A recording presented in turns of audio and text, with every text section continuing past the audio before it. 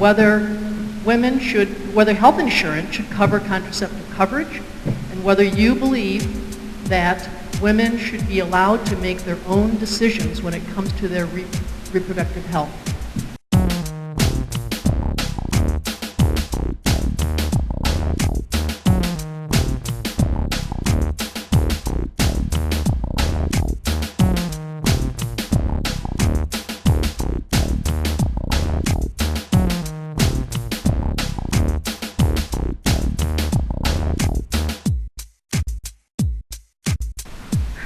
Several of you have already mentioned education issues and have indicated that you realize how important education is and that we need skilled workers in order to attract businesses and so forth. I feel very strongly about education in this community, in this state, and it's important to me that we not look at just one aspect of or phase of education, but the whole continuum from cradle to college. There are two pieces of legislation that I think are going to have a major impact on education in this state in particular. One, it's been around for a while, No Child Left Behind.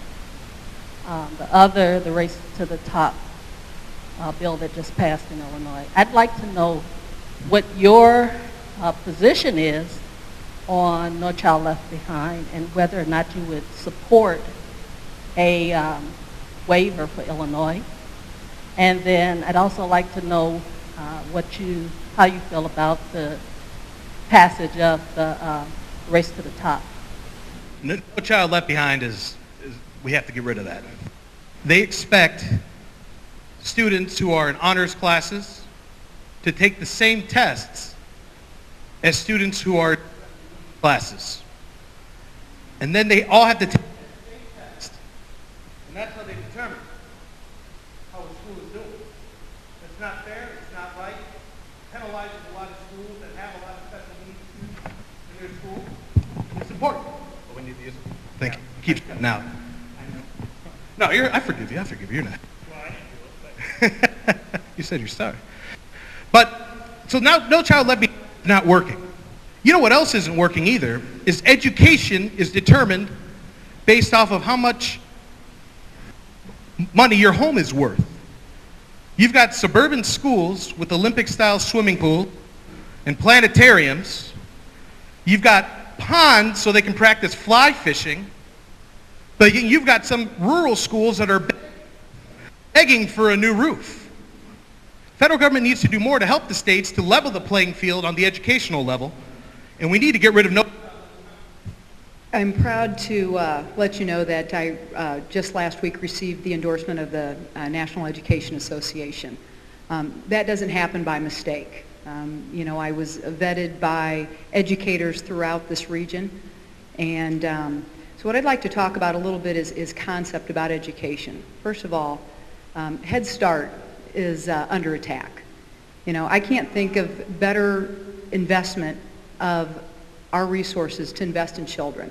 Make sure that we have Head Start programs, make sure that we have preschool that's offered to children, make sure that we honor our educators. We have countries that it is the competing countries that the top 1/3 of their graduates are those who go into education. We need to make sure that we're attracting the best students who are getting out of our colleges into education. And how do you do that? We have to make sure that we're honoring them, that we're paying them the wages that they should be paid. No Child Left Behind led to teachers feeling that they had to educate to the test as opposed to offering innovative ways of teaching. And that's not the way we want our kids to be taught. We want teachers to feel that they can have innovative approaches to education, that a child here might learn differently from a child there, and that we have the capabilities for educators to teach in different ways. And Race to the Top, even the name of it though implies a competition. I think what we need to make sure that we're doing is we're we offer innovative ways of educating our children, that the funding mechanisms are in place to make sure that we're funding education in a way that all of our kids are being educated to the fullest extent that we can educate them. I think what's been lost because of our economy is a vigorous debate about education, and because we have so many people unemployed, that's what we talk about more than anything else. But we have to make sure that the funding is there for our kids. I don't think it have done the things that it needed to do. Education and how we educate young people and the opportunities we have.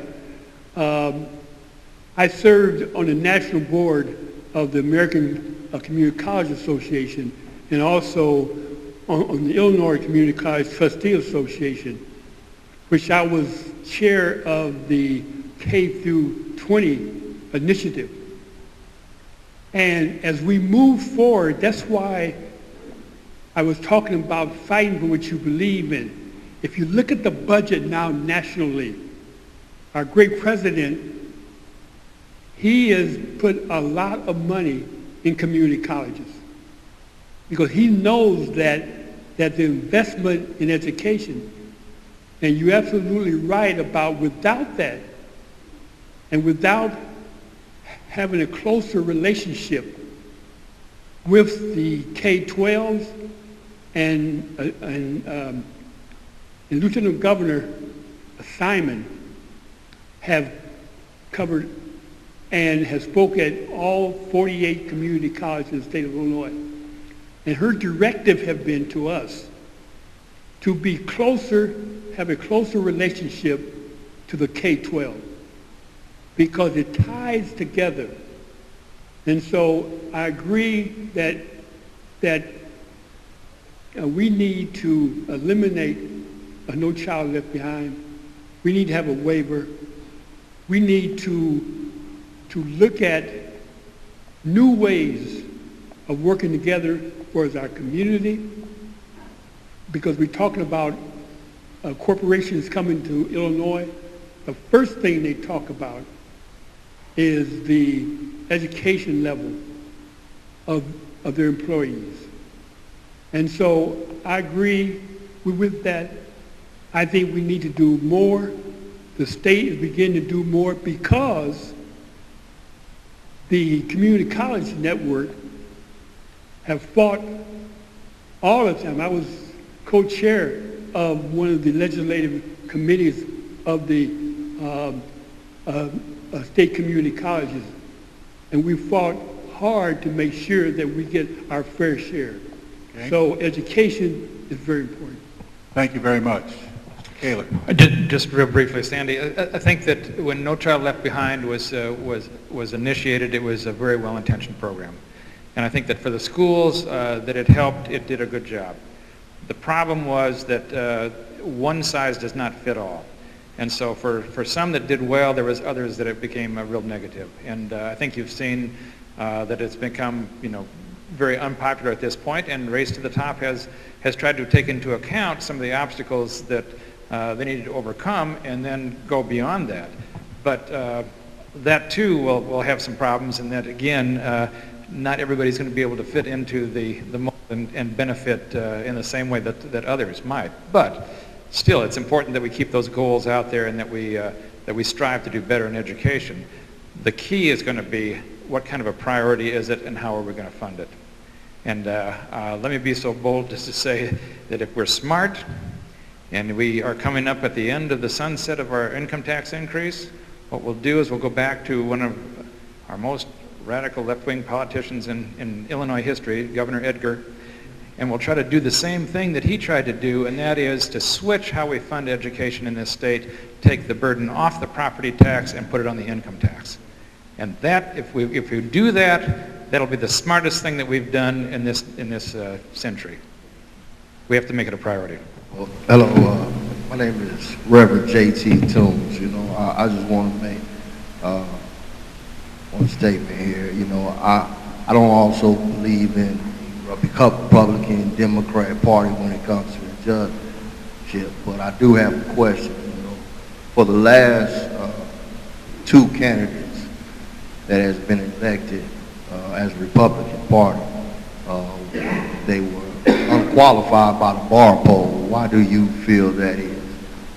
As I understand your question about the two prior Republicans not being found qualified with regards to the bar poll, I actually think that speaks volumes about the bar poll itself. Because either the people got it wrong or the attorneys got it wrong. And for me, I'll stand with the people. I think both of the judges who are now circuit judges, one of them who ran against Kate and was successful, I think he's a very good circuit judge. And I think he is the most qualified person in that race. A lot of the attorneys didn't believe that. And they made comments or voted in a manner that would indicate that he wasn't qualified or not recommended. The same thing happened to Judge John Vespa. He was found not qualified either. I think now people think he actually is a good judge. So it really comes down to a simple question, truthfully, if you look at it objectively, because you can't have it both. You can't say the attorneys are in the best position to choose who the next circuit judge should be, and they choose one candidate and the people go the other way, if the judges that the people decide are a good candidate. So I would say the bar poll is actually what I would agree with Mr. Jackson. It is a popularity contest. I would also suggest that certain attorneys or judges have an unfair advantage, either because of relationships or family connections or because of big firms.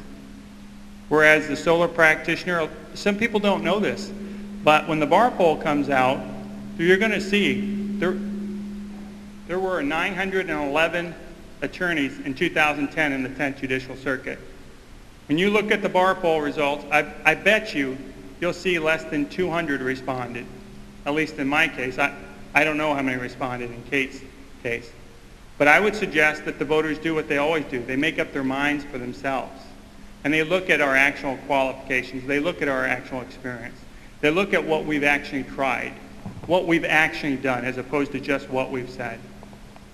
When you go to a job interview, who is that employer going to look to?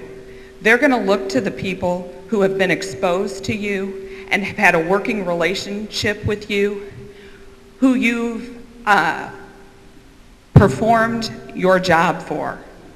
And the fact of the matter is that the lawyers who appear before me are in the best position to evaluate my job performance.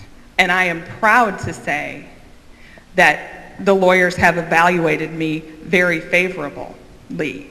And I know some of you don't like lawyers, but I bet you like your lawyer. Ask your lawyer what you think. Ask someone who is affiliated with the court system who's best qualified. And I think they'll tell you it's me. My name is Bob McCullum, and I too am a proud member of Ward Chapel here. And I have to agree with something that Mr. Aguilar said. As a good informed voter, you have to pay attention to what's going on. And one of the things that goes on in politics today is what's taking up the news everywhere, anytime you turn on the TV. And to pay attention, and my question is to all of you, how do you prevent the trickle-down effect of what goes on in Washington to affect your campaign? One of the things that is absolutely amazing to me is that we see on a national level total stagnation of government. It isn't working. And one of the things that happens is if you see it at the top, people expect it to feel it at the bottom. So one of the things my question is to you, how do you prevent your campaign? How do you prevent your constituents? How do you prevent your voice to be tainted by what goes on in Washington, because it is not working in Washington? Well, I think it's just important to have a clean, positive campaign. Just start from there. And then, everything else will fall in the line, I think, as far as values. People listen to how you speak, and they'll make an informed decision based on the positivity of how you run things. I think certainly judicial races were kind of a unique group, because we really are not supposed to explain what our positions are. because they may come before us. So you need to evaluate us based on our experience and qualifications. And I can honestly tell you that certainly with respect to my job, I'm not paying particular attention to what's happening in Washington, D.C. I'm deciding cases based on the laws here in Illinois. I'd ask you to look at my record. Look at what we're doing on the county. I mentioned redistricting when I was giving my little 3-minute spiel. It passed unanimously. If you look at what Peoria County does, we have a lot of things where when it makes sense to work together, we work together. We did it with redistricting. We did it with a landfill expansion, something that can be very contentious. We've done it with our budget. But on the other hand, you can't allow just sort of a sense of getting along to prevent you from, sometimes you got to fight for what the right thing is. We still have a bipartisan majority that supports Bellwood Nursing Home, but I'm willing to fight for it against some of the Republicans who think we ought to privatize it, because we fundamentally disagree about that, and sometimes that comes out. And it's important sometimes to point out the differences on issues between the candidates. So like when it comes to Washington, I think our president has gone the extra mile and a half when it comes to reaching out to his Republican opponents, and they just bite his hand. They just, everything they do. And if I could say something, we need to be like the president and offer that, try to work together when we can. But you know what? Sometimes when they don't cooperate with you, when it's important, you have to stand up for what's right and you have to fight for it. And I think that our president has done a very good job of serving as a role model for all of us up here and in this room. Bob, your question leads to a big reason why I'm running. There is chaos in Washington. There is gridlock. And I know I can do better. I know I'm one person, but I also know I can do better. I've succeeded in my career because I haven't drawn lines in the sand and haven't held up my hand and say, you know, I'm not going to talk to you. The way you succeed is you start out by finding common ground. And even for members of the other party, if we don't do that, if we don't reach out, then we're not going to find that common ground and we're not going to have a starting point. You know, there's a reason why in opinion polls, when the American public's asked about Congress, it rates lower than communism. You know, I mean, members of Congress are not well thought of. You know, we need to change that. And I think if we elect more reasonable people who are willing to, again, find that common ground and use that as a starting point to make some things happen, I think we'll make some progress. I have no desire to be part of an organization that is so ill thought of, and would like to do my part to improve those numbers and improve the image of Congress. If I remember the substance of your question accurately, you also asked about the trickle down about the campaigning. Is that right? Well, I've run an incredibly clean campaign. Just today I was with a supporter when we're driving back down on Washington Street, and we discovered a sign that appeared like it had had a shotgun blast, holes peppered through it. For months, I've been getting reports of my signs being stolen or they're ripped up. I have numerous signs in my garage where they've been destroyed. So oftentimes people talk about they want to run a clean campaign, but supporters get, I guess they get to be zealots. Maybe that's an appropriate use of that word there. And they take actions that the candidates themselves would never take. I don't believe Kate's ever stolen any of my signs, and I don't believe she's ever directed any of her supporters to do that. But when you talk about clean campaigns, what candidates could do, for example, if someone creates a Facebook page targeting you, and the person who created the Facebook page is a supporter of a candidate, what the candidate could do is could stand up and say, tell that supporter, you know, I don't approve of that, and I think you should cease and desist. You have a legal right to do it, but just because you have a legal right to do something doesn't make it the right thing to do. And in a judicial campaign, the issue should be about the experience. Who's tried the cases? Who has the best knowledge of the law? who will act impartially. Because every person here, if we're honest with ourselves, has some bias on some areas. It's part of human nature. But if you're going to be a judge, and you're going to be a good judge, you should spend your time and your efforts making sure that when you're put in the position to make the call, you will do so according to the law and as impartially as possible. And with candidates, each of us can tell our supporters, you know what? If you're writing negative letters or writing comments on blogs, knock it off. Let's have a debate about the actual real issues that people should care about. Now, if candidates don't do that and they win elections, then the cycle continues. That's why everyone talks about negative campaigning. Everybody says they hate it, but it works. Well, the way to change the result is to change the candidates. So I would suggest to you that each of us should publicly ask our supporters to be responsible, to act in the same manner that we ourselves would act in front of our God or our parents or our wives or our daughters. If we do that and we convince our supporters to do that, we won't have this garbage that's going on in Washington, D.C. So you'll write to Karl Rove and tell him to cease and desist, right? Listen, I'll write to anybody and let them know that I don't believe in, I believe in a vigorous debate, but I believe in it being done in a respectful and clean manner.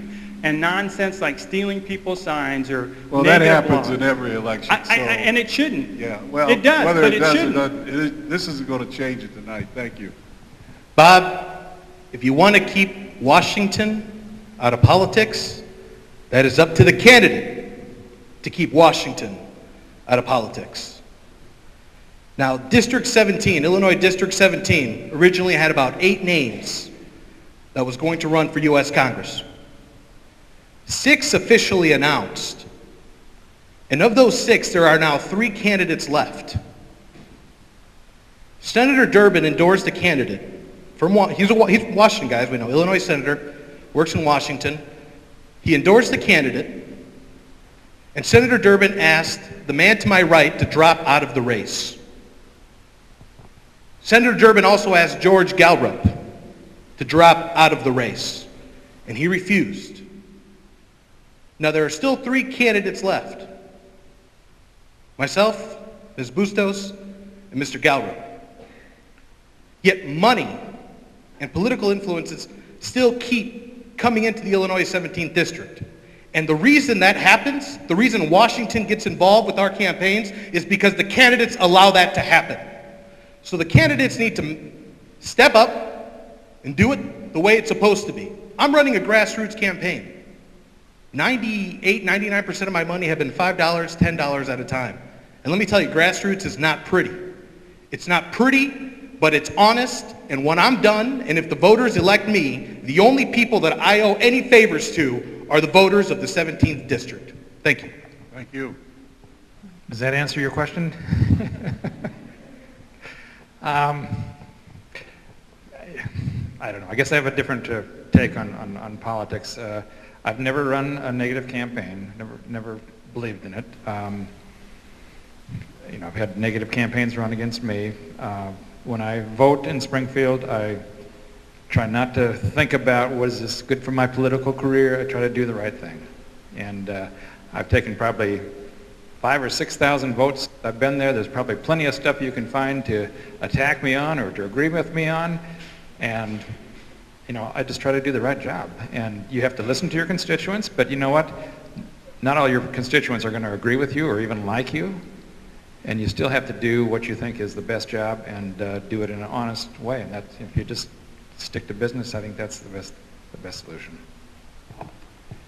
As a person who has been involved for years and run for office, you got to look at the people's record and see what they have done in the past and how they have, stood up and stepped forward and worked hard for the people who they represent. That's how you decide who to vote for, who to work for. And you also, I agree with one of the Congress candidates who said you have to follow the money also. No one gives money just for the fun of it. They give money for access to the politician. And so your history in government and governance is what you do. And we need to elect more people that believe in doing what's right, talking truth to power, working hard for the people they represent. And what happens a lot of times is that people get elected and get into a groove where they want to be part of the elite system. And so they forget about the voters, they forget about the people who elected them, and they forget about what they say in the campaign. So as voters, we need to look at their records, their life and public life. And so that is where you would find the history of elected officials and follow them in the things they voted for and stand for, and the things they have fought for.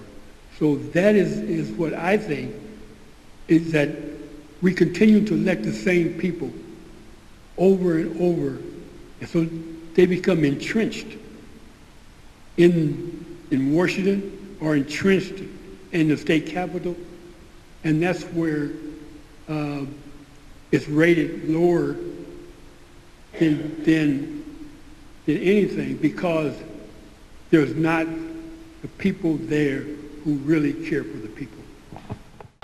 PCCEO Head Start is now registering children for our 2012-2013 school year. Head Start is a safe, nurturing environment for children between the ages of 3 and 5. Head Start provides a variety of support programs for families to help them on the road to success. Half-day sessions and full-day sessions are now available. For more information, please contact 671-3960. Give your child and your family a head start.